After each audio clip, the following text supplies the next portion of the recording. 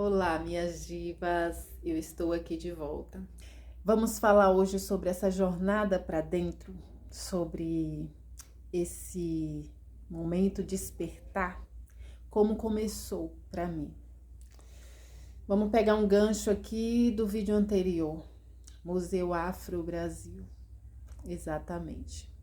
No Museu Afro Brasil, eu conheci o meu ex-marido. E após 7 anos, né, já juntos, eu tive uma separação assim muito dolorosa, né? Foi uma traição que eu não esperava, né? Eu achava que eu era uma mulher que nunca seria traída, porque eu confiava muito no meu, como que eu posso dizer? Eu confiava muito em mim, né? Eu achava que por eu ser essa mulher determinada, por eu ser essa pessoa pra frente, eu achava que eu era insubstituível, né? Uma grande bobeira, né? Beleza, essas coisas, nada vai te manter casada com um homem.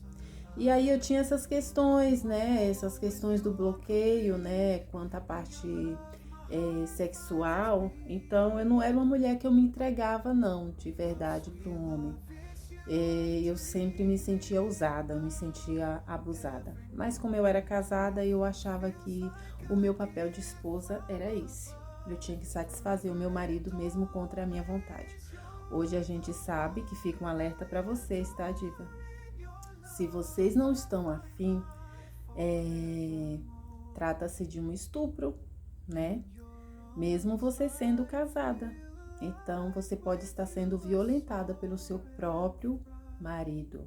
Então, assim, depois dessa separação, isso foi lá no finalzinho de 2015, eu comecei a ter sonhos, eu comecei a ouvir uma mente dentro de mim, uma voz que não é audível, mas é como se alguém falasse na minha cabeça. Sonhos premonitórios eu tenho desde novinha. É algo que eu não queria ter, sabe, divas? Mas tem coisas que a gente não escolhe. Então eu comecei esse despertar olhando para mim. Aí eu fui em vários lugares, porque eu não aceitava aquela separação, né? Eu queria resposta. Eu queria saber por que aquele cara se separou de mim. Porque a gente estava muito bem, fazendo planos. Então, na minha cabeça, eu achava que alguém tinha feito algo para separar a gente. E foi muito difícil.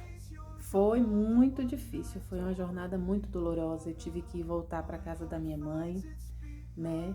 Onde não é fácil, né? Vocês que já se separaram e tem que conviver de novo com os pais, sabe que não é fácil. E na época eu ainda estava começando a trabalhar com unha, né? Eu tinha saído do Museu Afro para investir nessa parte de estética, mas eu não tinha experiência nem com estética nem com unha. Eu aprendi a fazer unha lá no museu, treinando nas minhas colegas, porque eu sempre fiz a minha, né? Sempre decorei minha unha muito bem decorada, eu deixava minha unha impecável. Então as colegas, elas deixavam eu fazer as unhas delas, né? Fazer maquiagem nelas. E aí, enquanto eu estava trabalhando no museu, foi assim um divisor de águas, porque lá, apesar de o museu não ter a ver com estética, eles investiram no meu curso de estética. Então, metade do curso de estética era pago pelo museu. E aí, depois que eu me formei, eu falei, pronto, agora eu posso ser uma esteticista. Ai, doce ilusão, não é bem assim. Trabalhar para uma clínica de estética, você deixa o couro lá. Agora, se você tiver condição de montar algo para você e for aquilo que você realmente quer, você consegue. Então, eu fui começar a fazer unha, né? Já tinha treinado em algumas colegas, bati em várias portas, algumas se abriram e outras não. E aí, nessa coisa de fazer unha, de tentar descobrir quem eu era, de tentar descobrir por que eu fui traída, por que esse cara fez isso comigo, eu comecei o meu despertar. Devagarinho, eu não estava percebendo, mas eu estava começando. E apesar da minha avó ela ser ela ter sido, né, uma pessoa que tinha o centro dela eu não vou dizer de macumba, né, divas, ela tinha o centro dela dentro de casa.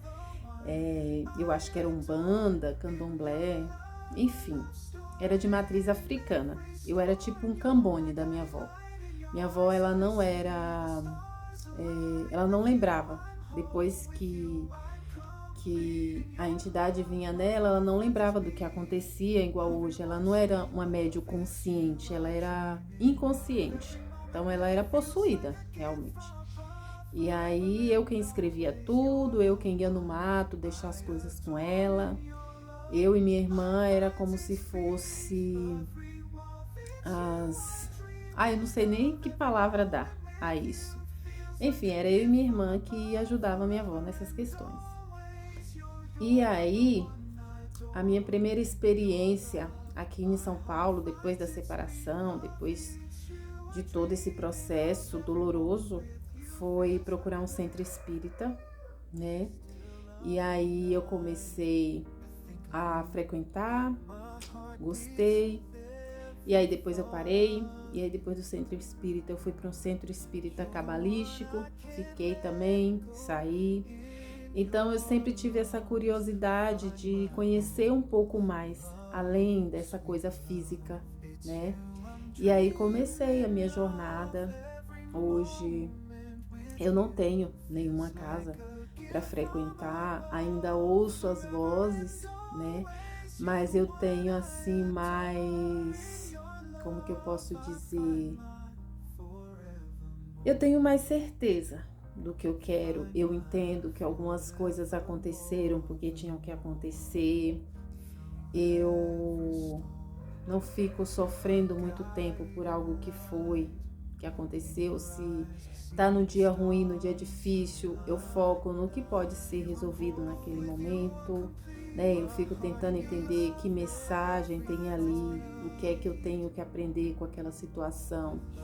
Então, esse caminho de autoconhecimento, esse despertar espiritual, ele é bom para que a gente aprenda a ser mais presente, né? Para que a gente entenda que não somos só carne, né? E além desse corpo físico aqui, e outra, a gente ganhou um corpo, cada pessoa ganhou um corpo de um jeito, ganhou uma família de um jeito, está numa cidade e às vezes não é aquele lugar que a pessoa quer estar, mas faz parte do processo, né? Então são questionamentos que hoje fica mais fácil para mim. Embora eu queira chegar em alguns lugares, eu sei que existem degraus e esses degraus são o nosso caminho de evolução. Então, eu não sei se eu soube explicar direito o que eu quis dizer com essa jornada para dentro, né? Quando a gente passa a se auto-observar, se auto-analisar, a entender que nem tudo é matéria, as coisas ficam mais leves, né? O fardo fica mais leve. A gente aprende a se planejar melhor e saber que se esses planos não saíram do jeito que a gente queria, é porque não era para ser daquele jeito. E tá tudo bem. É viver a vida com mais leveza. Hoje em dia eu pratico yoga de manhã, né? Sou iniciante, tá, divas? Então não faço tantas posições assim, mirabolantes. Tento respirar, porque é muito difícil para mim poder respirar, porque eu sou uma pessoa ansiosa, embora não pareça. E aí eu tive a ideia de gravar esses vídeos, de abrir o meu coração, de falar um pouco da minha vida.